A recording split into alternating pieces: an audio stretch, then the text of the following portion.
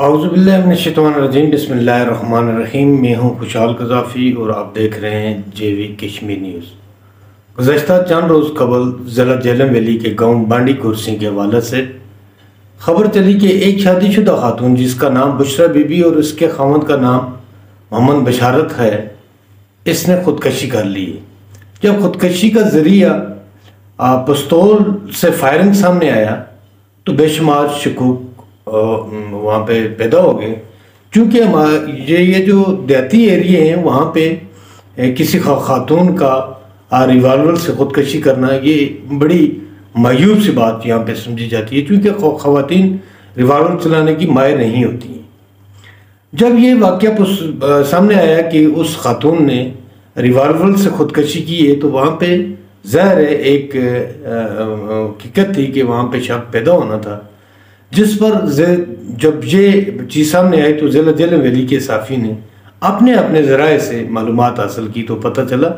कि ये खुदकशी नहीं बल्कि कत्ल है, जिसको साफ़ी ने रिपोर्ट किया। और मैंने बाज़ाब्ता तौर पे इस पे एक प्रोग्राम भी किया, जिसमें प्रेस क्लब के साबिक़ सदर मिर्ज़ा असलम साहब और साबिक़ सीनियर नायब सदर जो हैं वो शाहिद अजीज़ कियानी साहब इस प्रोग्राम में बतौर मेहमान थे। इस प्रोग्राम में जब हमने बात की तो इससे कोई पहले चंद घंटे आप कह सकते हैं कि पहले हमें पता चला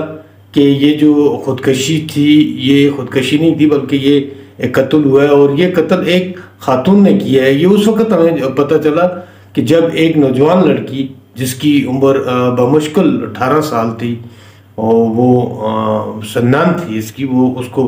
गिरफ्तार कर लिया गया और उसने बिल्कुल अदालत में ये अक़बाल जुर्म किया कि जी ये कत्ल मैंने किया है।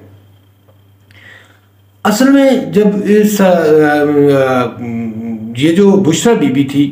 जिसके बारे में पहले कहा गया था कि इसने खुदकशी की है, ये बुशरा बीबी जो है इसका शौहर मेहनत मजदूरी करता है, मुलाजिम है कि,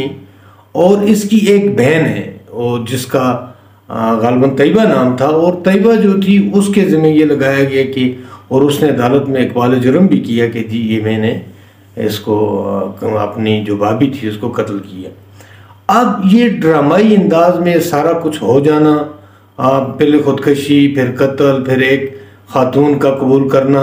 ये और भी इस सारे मामले को मशकूक बना गया। जब ये और मशकूक बनता गया कि इस एक लड़की है और इसने अचानक किस तरह बगैर ना पुलिस ने कोई तशद्दुद किया और इसने इक़बाल जुर्म कर लिया। जब ये चीज़ें सामने आई तो प्रोग्राम में हमने ये चीज़ रखी, पुलिस की भरपूर तवज्जो इस तरफ हमने दिलाने की कोशिश की। हमारा जो मतवा नज़र था वो यही था कि पुलिस जो है वो जो इन्वेस्टिगेशन हम कर रहे हैं और जो मालूमात हम तक पहुँचती हैं हम चूँकि उसको रिपोर्ट कर रहे हैं और इसको इस पर तहकीकात होनी चाहिए। हमारा मुतालबा भी यही था और हमारा रिपोर्ट करने का मकसद भी यही था। तो जिस पर जो SSP हैं झेलम वैली के मिर्ज़ा ज़ाहिद साहब, उन्होंने फौरी तौर पे नोटिस लिया और ये ज़िम्मेदारी जो सिटी थाना हटियाँवाला था उसके जो SHO थे वो चौधरी नवीर साहब, उनके ज़िम्मे लाई। और मैं अप्रिशिएट करता हूँ कि ये जो चौधरी नवीर साहब हैं ये नौजवान हैं और ये भी अपने काम में बड़ी महारत रखते हैं। इन्होंने क्या किया, इन्होंने जब अपनी तफ्तीश शुरू की, तफ्तीश का दायरा कार जिसको कहते हैं बढ़ाना, उन्होंने जब बढ़ाई तो कमाल होशियारी का मुजाहरा करते हुए तफ्तीश शुरू की तो बुशरा बीवी का जो खामन था मोहम्मद बशारत, उसको गिरफ्तार कर लिया और मज़ीद तफ्तीश के लिए सिटी थाना हटियाँवाला के SHO ने कार्रवाई शुरू कर दी और बाज़ाब्ता इसका पुलिस से रिमांड भी ले लिया। खुदकशी के इस ड्रामा था और जिसको बेनकाब किया साफ़ी ने और कत्ल साबित करने में जहाँ साफ़ी ने अहम किरदार अदा किया, मैं समझता हूँ वहाँ पे पुलिस ने भी बड़ा अहम किरदार अदा किया। और इसका सेहरा जो है वो SSP झेलम वैली और उनकी जो टीम थी उनको जाता है, और बिलखुसूस ये जो नवीदुल हसन SHO थे, इन्होंने कमाल होशियारी से उसके खावंद को गिरफ़्तार किया और उसका अदालत से रिमांड हासिल किया और उसको पाबंद असला हासिल की और मज़ीद तफ्तीश जो है वो जारी है। अब इन सारी बातों से जो चीज़ जिसका जो निचोड़ सामने आता है वो यही है कि अगर मीडिया और पुलिस मिल के काम करें तो पूरे ज़िला भर में न सिर्फ जराइम पे कंट्रोल किया जा सकता है बल्कि इस जराइम को जड़ से ख़त्म किया जा सकता है। क्योंकि इससे कबल भी 2-3 ऐसे ही वाक़यात हुए कि जिनको पहले खुदकशी करार दिया, जब साफ़ियों ने इस पर आवाज़ बुलंद की तो पुलिस ने साफ़ियों की इस आवाज़ को फॉलो करते हुए,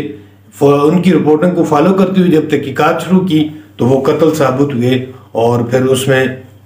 जो कातिल थे उनको गिरफ्तार किया गया और उनके मुकदमे अदालत में चलान हुए और वहाँ पे उनका जो बाज़ के वो केस चल रहे हैं। तो मैं समझता हूँ कि ज़िला जेहलम वैली में एक मिसालें कायम की जा सकती हैं, जिस तरह पहले भी वाक़यात हुए और साफ़ी की जो उनकी कोऑर्डिनेशन थी पुलिस के साथ तो उसके बहुत अच्छे असरात सामने आए। मैं समझता हूँ कि जो एक बड़ा इस वक्त अलमिया है पूरे मुल्क में मंशियात का, अगर इस पे भी पुलिस और साफ़ी एक डायरेक्शन पे काम करें तो मैं कहने में हक बजाना हूँ कि ये जो मंशियात की लानत है इस पे भी कंट्रोल किया जा सकता है। इंशाअल्लाह फिर मिलते हैं एक नए व्लॉग के साथ, तब तक आपका भाई खुशहाल कज़ाफ़ी। अल्लाह हाफ़िज़।